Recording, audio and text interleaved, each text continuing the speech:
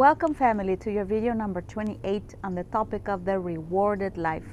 In the last video, we saw that your circumstances are never a reflection of what God is doing. The pit was not a picture of God's feelings for Joseph, of God not being there. The pit was actually the beginning of a divine plan. Now you're going to see, once the caravan of slaves comes and Potiphar buys Joseph as a slave. God did not allow them to kill Joseph, but he allowed him to be a slave.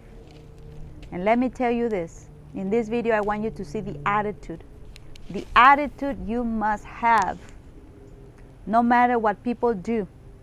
You keep your heart without offense. You keep your heart looking forward and not behind, and you allow the dream to always be magnified over any other situation. The moment Joseph arrives to Potiphar's house, he does not come with the mentality of a slave. He comes with the mentality of a problem solver, as we've learned so much from Dr. Mike Murdock. Dr. Murdock says the problem closest to you is the exit of a time of crisis. Joseph enters Potiphar's house in the position of a slave, but not in the mentality of a slave, carrying and protecting a dream that he received, protecting his relationship with God, letting go of all the things of the past. Why do I know that? He never mentioned what his brothers did.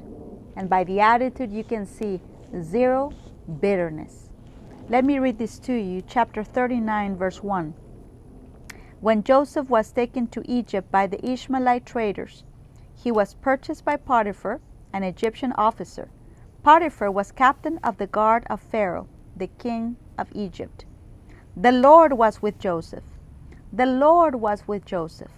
So he succeeded in everything he did as he served in the home of the Egyptian master. Potiphar noticed this and realized that the Lord was with Joseph, giving him success in everything he did. This pleased Potiphar, so he soon made Joseph his personal attendant. He put him in charge of his entire household and everything he owned. From the day Joseph was put in charge of his master's household and property, the Lord began to bless Potiphar's household for Joseph's sake. All his household affairs ran smoothly, and his crops and livestock flourished. So Potiphar gave Joseph complete administrative responsibility over everything he owned. With Joseph there, he didn't worry about a thing except what kind of food to eat. What is the attitude here? What kind of attitude did he have that everything he did was a blessing? Let me tell you, from bitterness, blessing doesn't flow. From unforgiveness, blessing doesn't flow.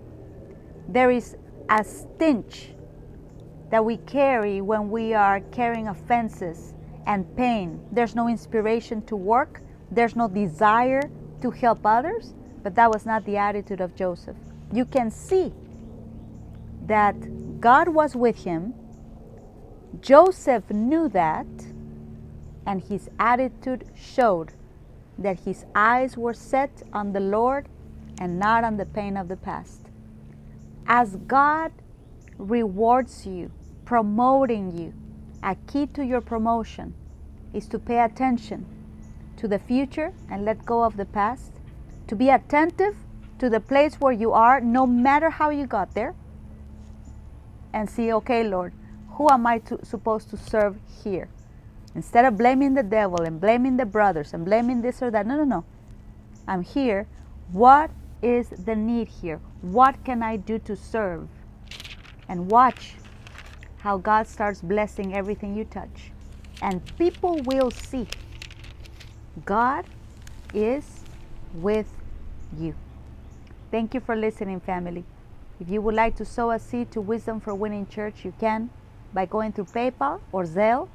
The email is pastoranna@wisdomforwinningchurch.tv, or Cash App, it's wisdom number 4 winning. God bless you, family.